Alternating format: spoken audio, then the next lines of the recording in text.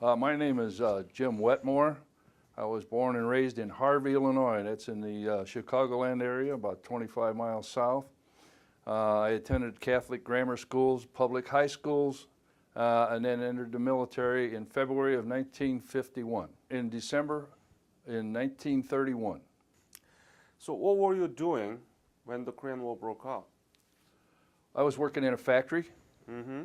I was making storefront windows, great big picture windows for storefronts, and the aluminum doors that you walk through every day. I worked in the factory where they made those things. Do you remember the moment that you heard that there is a war broke out in Korean Peninsula? Do you remember those? Not really, but I do remember a very good friend of mine that was in the occupation forces, early before the war. Oh. And that's how I got to know Korea, through him. Ah. And but when the war broke out, I don't remember exactly where I was or what happened there. No. But you were in Illinois, right? Yes. Mm-hmm. Yes.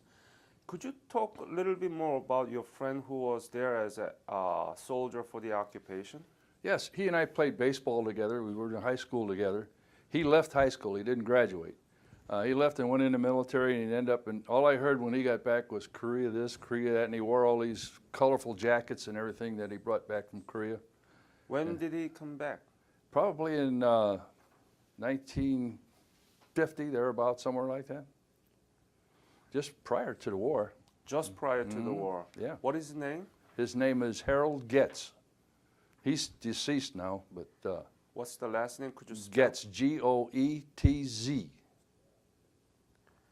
Did he say anything about Korea?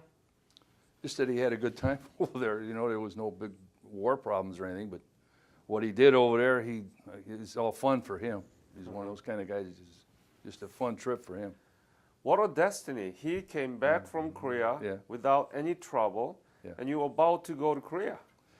Well, yeah, I had different plans when I went into service. When I joined the service in February of 1951, I was scheduled to go to officer school when I finished basic training. I finished basic training. They scheduled me for non-com school, which I went and completed non-com school. What is non-com school? That's non-commissioned officers, sergeants, and so on. And leadership school is what it is. And I went to that school and finished it. I went to that school and finished it, and I waited and I waited and waited to get a date to go to officer school. In the meanwhile, I was cadre in basic training. I'm actually going through basic training again, only teaching it this time, So then finally, I got to talking with a personnel officer and asked him if I could get out of the officer training program and do something else. And he said, well, what would you like to do? I told him I wanted to go to Korea. And he wanted to feel my forehead, see if I was sane, to volunteer to go into a war zone when everybody else in my position was volunteering to go anywhere in the world, Why did you say that you want to go to Korea? I didn't put on a uniform to go work in an office somewhere, and that was my idea, is be part of the program to defend these people that were in trouble. And that was my always helping people. And that's what the reason was that I went and wanted to go to Korea. So I enlisted in February of 1951. Okay. And where did you go to receive basic training? Camp Breckenridge, Kentucky. Camp Breckenridge is no longer there. The 101st Airborne that was there is now at Fort Campbell, Kentucky. And waited over in Seattle for about 3 days to get a troop ship over to Tokyo. While I was in Seattle, I have a cousin who was a colonel at the Fort Lewis up there, and I just stopped in to visit him, and he had some fellow there, and I find out he was a master sergeant in personnel at the Fort Lewis thing, and he asked me, did I really want to go to Korea?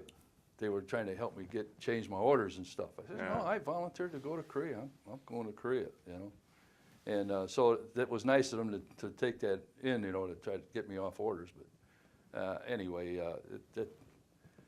that was just the start of going to Korea, being on a troop ship and heading out to sea. I had never been at sea before. How was it? How many soldiers were in the ship? Do you remember the name of the ship? Oh, heck no, I don't remember the name of that ship, no. 'Cause I'm inside and the names are outside. I don't know what the heck the name was, you know. Yeah. I really didn't care, to be true with you, what the name of the ship was. Many people throwing up, mess. Yeah. Here's a story I got to tell you. You know, on the bulkheads of the troop ships, they got they're polished metal. They're not even mirrors, and they got these sinks on the bulkhead. Well, I went up one morning to shave, and oh, that place was a mess. The guys were sick that day during the night, you know. And I go over there, and I'm trying to get some water in there so I could shave and clean up.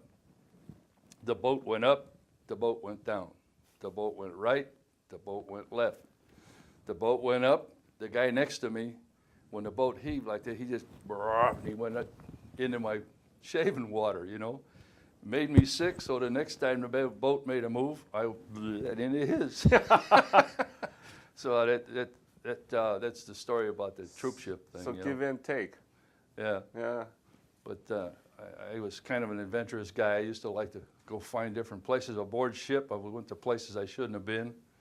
You know, I went down to the engine room even, and I finally found an officer's mess where they had cold cuts and all kinds of stuff, you know, to make sandwiches and everything.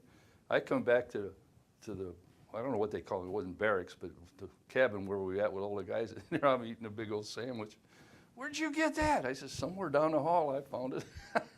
But it's some of the experimental things that I did when I was a nut kid, you know.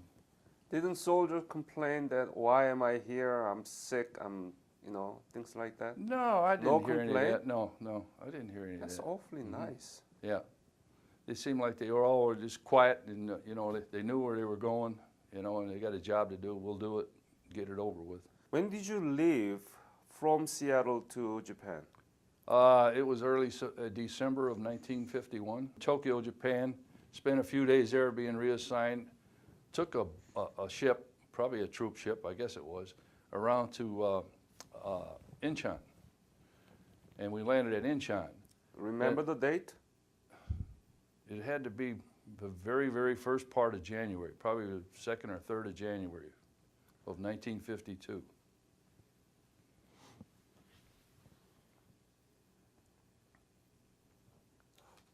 That's the historical place where the MacArthur, General MacArthur landed, right? And yeah. cut off the supply lines of North Korean soldiers.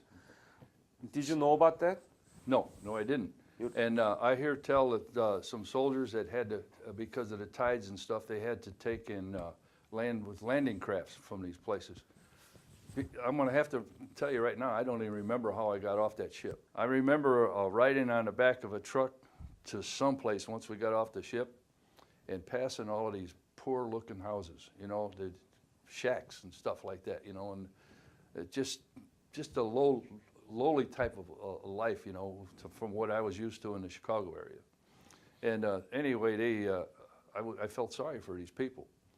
And but when I got to this replacement depot, they assigned me off to a unit.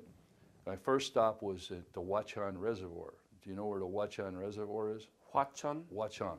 Wachon Reservoir. Was it east side or the west side? It was not too far from Seoul, east of Seoul. But I remember being on a troop train, and the troop train only moved at night. And I remember it was heavy snow. It was a lot of snow, and it was cold. That train wasn't heated. I remember that being, and especially the washrooms, where you go to the washroom and you see the rails and the tracks going by when because you just down in the bottom. I was given an automatic rifle, a BAR, because I'm a tall, big, strong guy, and they gave it to me. And that's what I had the entire time I was in Korea. We then went by a truck convoy to the Punch Bowl area. And I was up probably on the eastern lip of that Punch Bowl, and there were Turks on my left and the U.S. Marines on the right. And I remember the Turks they'd have bonfires and they'd get drunk and shoot and everything they could shoot at, you know. But the most exciting part of that thing up there for me was one evening, looking out over the distance over North Korea, I saw this bright thing look like a star. it looked like a bright star, too bright and too low to be a star. And this thing kept coming at me. It wasn't falling, but it was coming right at me. And I couldn't understand what the heck it was, but until the darn thing went right over the top of me, and it was a B-29. Oh. And it was burning. One of the engines, the magnesium was burning in one of the engines. That's why it was so bright. Well, that thing come around over the top of me, went down, went over the first mountain out in front of us, and crashed in the valley behind it. It crashed. There were two distinct explosions. One when it hit, and the second one, I guess they had armed the bombs, you know, before they bailed out. Yeah. And anyway, that plane went down right smack right in front of me. It hit the valley. I couldn't actually see the explosion, but it sure shook them mountains over there. And we had heard stories where the guys that bailed out in the MLR in front of us, there were two of them coming back toward the Marines. And one Marine called out a password and didn't answer it right. Now, this is stories that I heard on the front line. There's no proof to it at all, but I heard that the Marines shot these two guys. Oh. You know, and, but I don't know that that's true. And But you saw that the B-29 was smack into the mountain. well, it went into a valley just Yes. over the mountain in Right. front of us, yeah. You saw it. I saw it, yes, sir. I saw the thing fly right over the top of me. Was that around January 1952? I can't tell you the exact month on that. It was probably more like March, early March.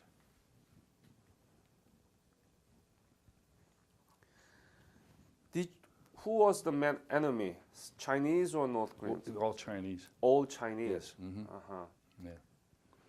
And yeah, the reason I know that because I was left on outpost a couple of times and I seen them up there. They wore the padded uniforms, you know, kind of a grayish color.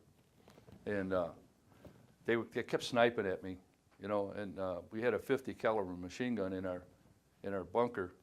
And they kept sniping at me, and I got mad, and I saw two of them up there, and we were not allowed to fire a weapon. We could throw all the hand grenades, but I couldn't throw a hand grenade over to that next mountain. So I got on the 50 caliber, and I right up that valley. I never heard from them guys again. I don't know whether I got them or what, but they used to tunnel through the mountains, the top of the mountain. And I don't know if I got those guys or not, but they didn't bother How me no far more. between you and that soldier, Chinese? Well, I would guess it's probably the better half of a mile. You know, it's pretty far. But you know, between mountains, it's hard to judge the distance.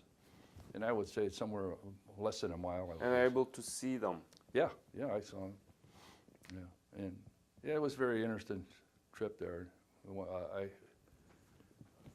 My fun times over there, we run across a box of Russian hand grenades. That's those tin cans with the handles on them. Yeah, yeah.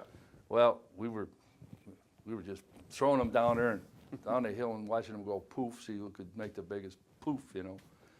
Well, I threw one down there and I saw a hand sticking up out of the snow. And I thought, stop, everybody stop, you know. Tried to get a patrol to go down there. Well, they wouldn't let us go down. The front line guys, they brought somebody else in, and there was about 6 guys went down there. And they found a body, a Marine, who had just fatigue pants on and a T-shirt. No shoes, no nothing. And it looks like he escaped being a prisoner and got back that far and froze to death. He froze, he was like this. I saw him by the CP, Oh. you know, and they had to break his arms, you know, to get him in a bag and haul him out. But that's some of the nasty things I've seen over there. Yeah, that day I got wounded, the jets from the aircraft carriers, they'd come in and they'd strafe the bottom or the back sides of the mountains where these guys were all lobbing mortars and stuff at us, you know. And these guys would come in and do their job. And then, of course, Whose? they were Navy guys, I think. They were Navy airplanes. U.S. U.S. Okay. Yes, they were strafing and dropping napalm and stuff like that. But It was in the Punch Bowl area? yeah, in the Punch Bowl area. This is all right there. And when they would leave, here comes the mortars in, and they'd start shooting at us. They'd do anything because they're mad, you know, because you know we'd been bombing them over there. Well, anyway, they always told me that you'd never hear the one that hit you. I never heard the one that hit me, and I got hit in the face in both arms By mortar? by a mortar. Yeah, and I woke up head first down in a fighting hole, and my helmet was full of blood. I'd had a head wound, broke my jaw, and hit the side of my face.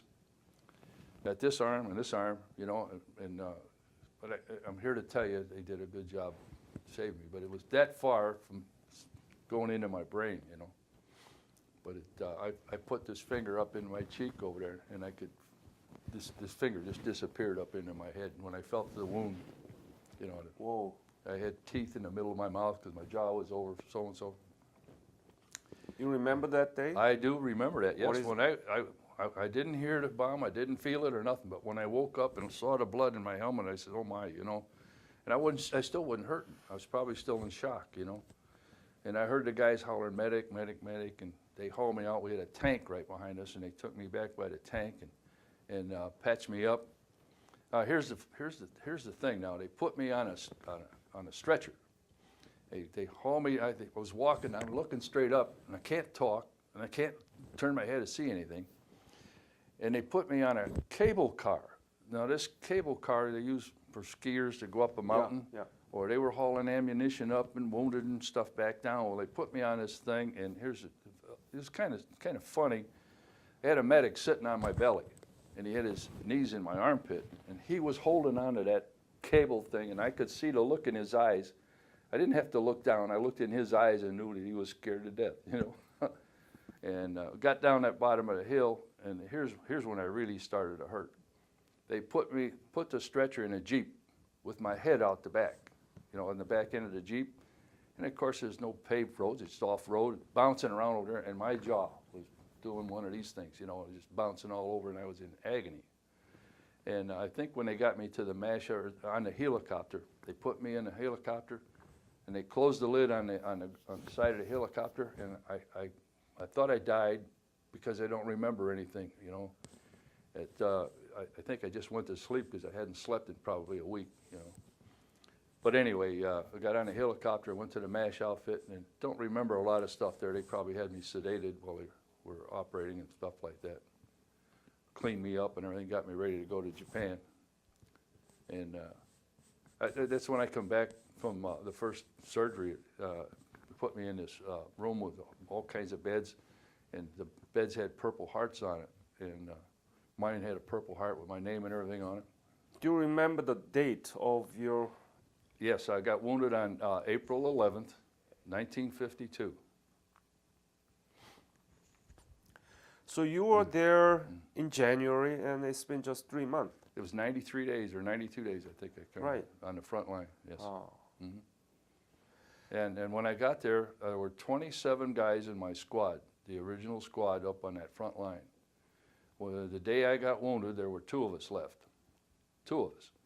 And I've always tried to get contact this fellow. I have his name because he wrote me letters when I was in the hospital. What is his name? His name was Bill Kelly, and he was from somewhere in the East. And he was a great big Irish kid. And he and I were BAR men. We'd go on patrol. He'd have left, and I'd have right or something like that. You know, we'd always be together. But I often wanted to look him up, but I have no way of contacting him. You know? Well, describe the typical day of your service in that punchable line. Well, basically it was survival with the heavy snows. The snows would fill up our fighting hole. We'd spend the morning all cleaning them out, and, you know, and then the rest of the day we'd be observing, you know. And again, now the rule they had over there, we couldn't fire a weapon. They could have had a whole bunch of these guys coming at us and couldn't fire a weapon. But that was a rule. That's the rule of engagement. That was the rule of the Army. I could throw all the hand grenades I wanted, but I don't. Unless I you couldn't hear throw, from your superior. Yeah, that was a rule on the front line, yes.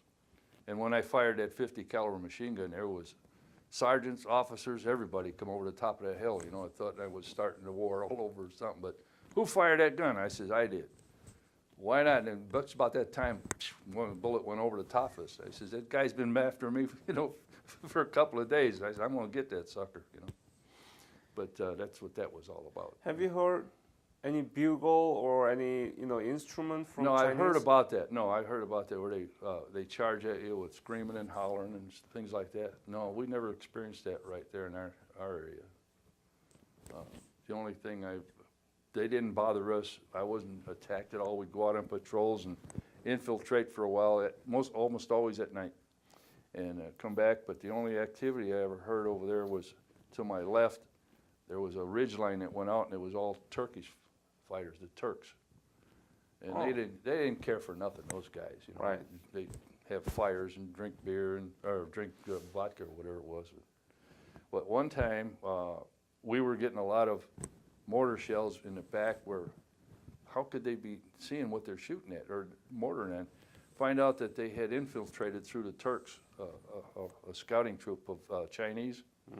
And they sent the Turks, they sent a patrol of Turks back there to get those guys. Well, one morning we hear boom, boom, boom, boom, boom, and shooting that. A little bit of rifle fire, you know. And a couple hours later, here comes these Turks through right by me, come by me, you know. There was 5 of them. And they had smiles on their face, but they got these great big knives on their belt, big old bolo knives and machine guns and stuff. They had this jug of vodka. They handed it to me to take some. Well, I took some, and I've tasted better gasoline, I think. Oh, it was terrible. But I had to smile and give it back to them, because I didn't want them my neck, But the Turks were hell of fighters. Yeah, they're known for bravery, right? Yes, and they're great. I think they have to be drunk, and that's what they were most of the time. But yeah, they were the nicest bunch of guys, But I think if I was their enemy, it'd have been a whole different story. Right. Yeah.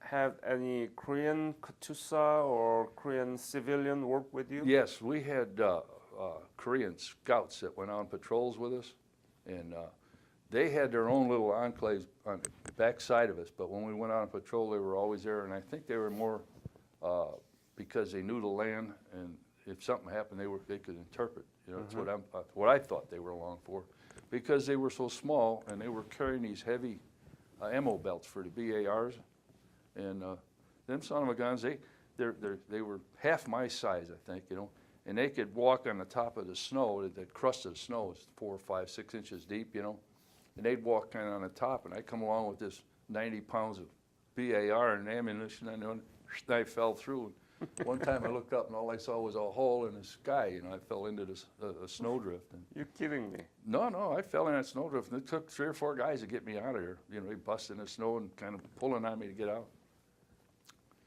And that was one patrol. Another patrol, one guy stepped on a trip flare and kind of like, well, I think it blew his leg off. I don't know. The lower part of his leg.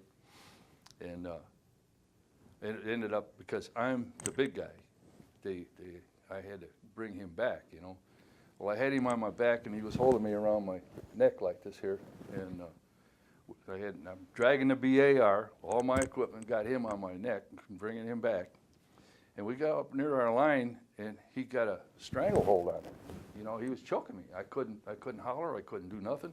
So I just fell over. And I guess it took a couple of guys with rifle butts and stuff to pull his arms off of me to save me.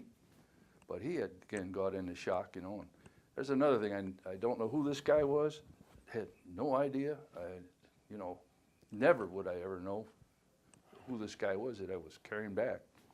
But you carry your buddy. He's got a uniform on. You carry him back, But that was, unfortunately, the thing that, as a big guy, I was tall and strong. But anyway, that was pretty near the end of before I got hurt. What was the happiest moment in your service? The happiest moment was Or rewarding? Well, the happiest moment was the 5 minutes when they handed me my discharge. Where? It was at Fort Knox, Kentucky. When I got out of the hospital. When did you? I got out of the hospital, let's see, it was the end of 1952 or the early part of 53. I don't remember. It was around that part of the year. It was wintertime. But I had spent in the hospital about 10 months in the hospital. But anyway, they sent me to Fort Knox, and I immediately struck friends with the personnel sergeant. He just kind of took me under. He saw my combat infantry badge, my Purple Heart, and he kind of grabbed me on, he set me up with a job at Fort Knox that any soldier in the world would die for. What it was, I worked at the headquarters outfit, because I had clerk typist training. I worked at the headquarters outfit and had the duty roster for all the officers on Fort Knox. And I was to tell them when they were having duty on Christmas or something like that, you know. But they had taught me with a slide rule how to do all the quotas and how this guy was on here and how to figure it out. They had a plan. I followed the plan. But when some lieutenant colonel would call me hollering, he said, well, I had Thanksgiving last year or something, you know. I said, well, hold on, sir, and I just pushed the button, and the general was on the wall just behind me. And the general would pick it up. I'd never hear from these guys again, you know. He says, if Jim told you you're on duty, you're on duty, you know, and that was the end of it. So, but that You had such power. oh, that was fun. And I was sitting right behind the sergeant major, you know, and our office was the headquarters of Fort Knox. So. Did you write back to your family when you were in Korea? Yes, with my mother. I used to tell her that when it's night in Korea, it's daytime in Chicago. You know, and don't worry about me, I'll be all right, you know. And when I got wounded, I couldn't write. First off, I couldn't hold a pen. Secondly, I was so shaky. You know, I had a medic wrote a letter to my mother as best as I could dictate because I couldn't talk either. And so they wrote letters to my mother, and then Western Union, I don't know if you knew Western Union back then, where the telegrams were all sent. Western Union was on strike, and they could not get a telegram to my parents. So they sent a registered letter to my parents. I have that letter in my possession at home. How much were you paid? When I was in the military? Yeah, in Korea. $95 a month. I think, yeah, it was $95, and they gave it to you in a little brown envelope. And I used to send it home. I sent all my money home. When I got home, I had about $600 or $700 that my mother saved up for me, and I bought a car. The first thing I did was to buy a car. What is the impact of your service? Well, my biggest problem is my hearing. I lost the high frequencies in my ears. For example, the biggest problem, my wife has a high-pitched voice, and I have a problem hearing her. So the radios in the car never get played, nothing while we're driving down the road. And if she has to talk to me, she's got to almost poke me and talk loud, you know. And I read lips. I read lips pretty well. You know that I was in such good hands with the military. You know, when they took such good care of me, I really lost any fear. I didn't have any problems with them taking care of me. I was worried when I got out. I had married just before I got discharged, and at Christmas time, she left me because she didn't like the military. She didn't like Fort Knox. So I would have re-enlisted. I was going to make a career out of it, and but when she left me, you know, till death do you part, you know. So I took my discharge and went back to her. Spent 28 years with her before we got divorced. But anyway, I forgot about the Korean War. I really did. But as I went along, the ringing in my ears was really bad for me. I was causing hypertension and everything. And every time I'd go to the VA and they'd reevaluate me, I went from 30 to 40% to 60% to 70%. All these times I'm hollering. And I got 70%, and somebody said that I could get 100% by filing unemployability. My wounds never changed. It's the same wounds that I come out of the service with, you know. Nothing got any worse. Maybe my hearing got a little worse. But the fact is that I didn't really get involved with the Korean thing again until I got involved with all of these reevaluations. I met Jim Hall, who is a prisoner of war. He was a prisoner of war 33 months in Korea. I met him actually at the VFW. And he was the one that got me to come to the Korean War chapter, yes.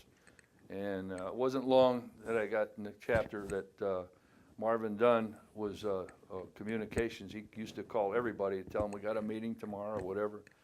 He asked me if I'd help him.